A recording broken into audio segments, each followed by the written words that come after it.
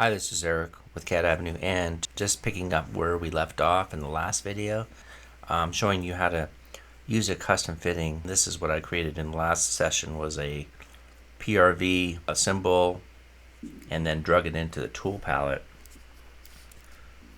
Being that we're in a dim scale of 12 here, we're going to enlarge this by 12 as well. So as I pick it and then put it in the drawing, type in S for scale, and then scale it up to 12. So now that we've inserted, we can zoom down in it and go ahead, let's explode this. Because when we create the custom symbol or give it a label, it's going to group it all as one piece. So that's the reason why I exploded it. So if we go into the Isometric module, choose custom item, pick a point near the center of the symbol, and then give it a descriptive name. Now here we could just type in straight PRV, press enter, and then we'll select the entities from bottom right to upper left.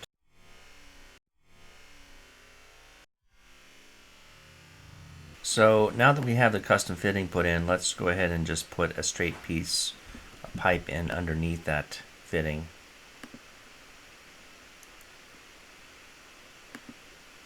We'll just type in 12, press enter, then we'll choose the flanges. We'll press enter for the last point, and for fasteners we're just going to say no. Fasteners basically are added to the bill of materials. You have the option to add them or not. Now we can just select the valve, press enter, and the pipe direction, and then another flange. Select the bottom one here, flange direction, fasteners no. And for the last piece, we're just gonna go down, let's say another 12 inches, press enter, and we're going to go back to the main menu. We're going to do a offset, a horizontal vertical offset.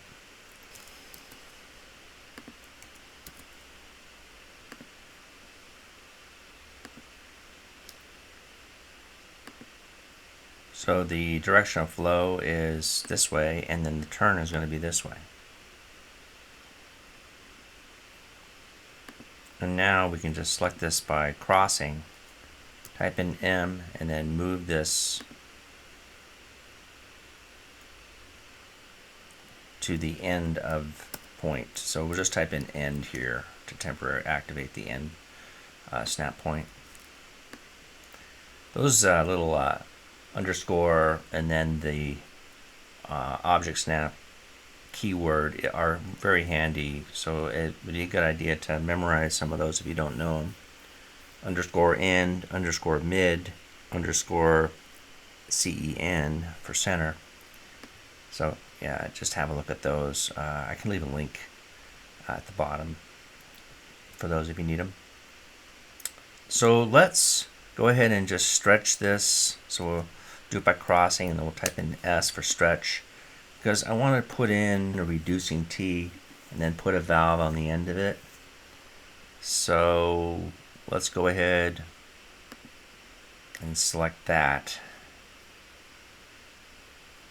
Select the T here, view draw, and that's going to give us this dialog here. Now for a reducing T, let's just go ahead and use this 6 to 4, and we'll choose it from the center line here.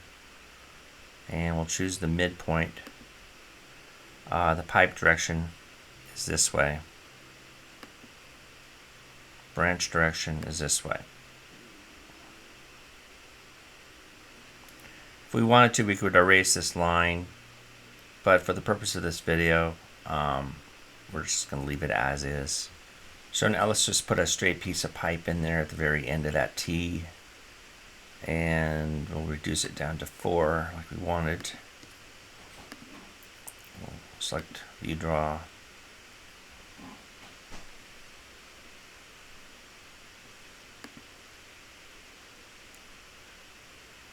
We'll just come out 3 inches on this one. Press enter. Let's go ahead and exit. I just wanted to show you something real quick here. So I'm going to be putting a valve on the end of this, a 4-inch valve, but it's going to end up being the same size as this, but I want to visually show it so it's smaller, and the way I do that is I type in dim scale, and I'm going to do half of that, which is 6, and then I'll go up into the isometric utility, and now at this point I can draw in that that gate valve along with the flanges.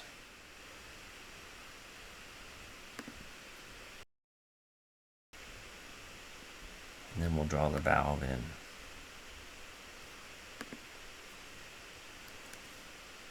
Just pressing enter there. Now for this this next run here going this way, let's adjust the dim scale to 12, as well as let's make sure that the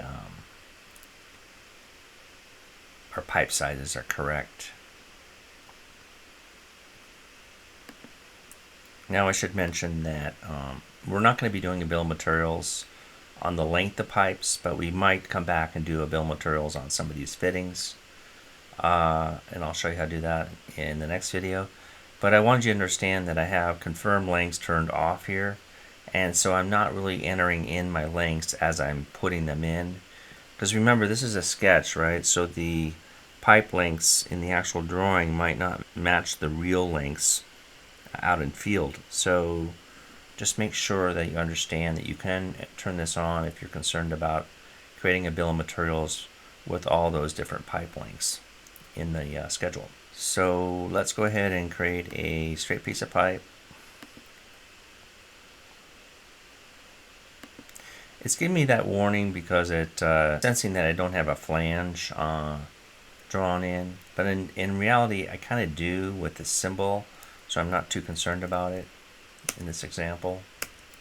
I'm just putting in a 1 foot piece here, and I will put in another flange just like I did the other side. Press enter, and I'll say no to the fasteners, and then I'll go ahead and put the gate valve in.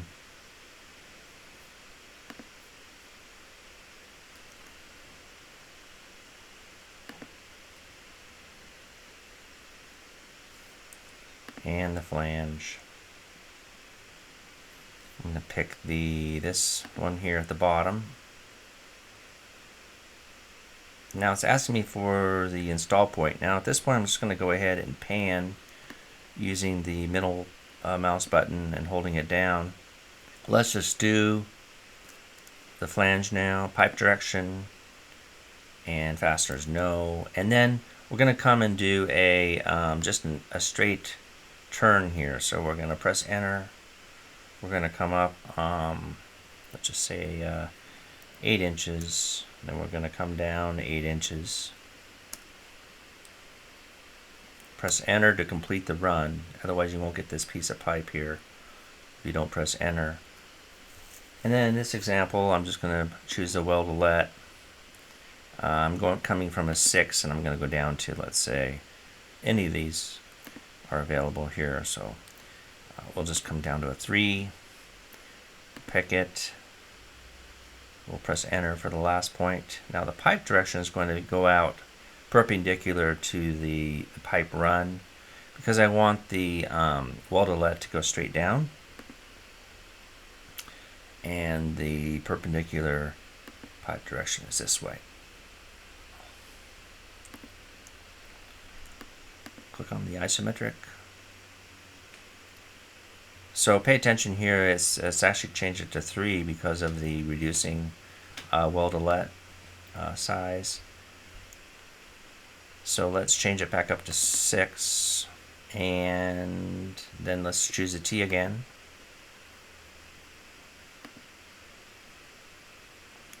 In here we're going to go to 6 to 4. We'll choose it from the center line. We'll pick the midpoint of This piece here, pipe direction will be this way, branch direction that way. Put a piece of pipe in here and come down. Let's come down 4 inches and then put our flange on. But before we do that, before I forget, we need to just tone down the dim scale so that it matches the size of this valve here. So type in dim scale 6.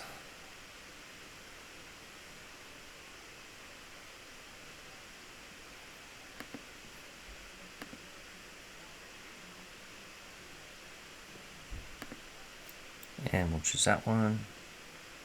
Enter for the last point, pipe direction, no, and then we'll choose our valve to complete this video.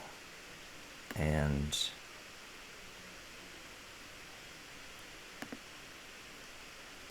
enter, and then come down with that.